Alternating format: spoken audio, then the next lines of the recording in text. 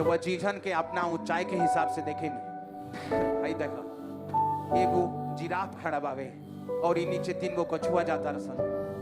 अब कछुआ के जौन ऊंचाई बावे, कछुआ अब जौन देख सकता वो अपना सामने ही के देख सकता। भाई पहला कछुआ कहता कुछ नहीं के हुआ।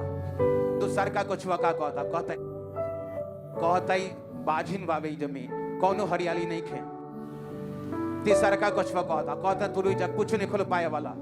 और जिराफ का देख रहा बा ऊपर हरियाली हरियाली बा।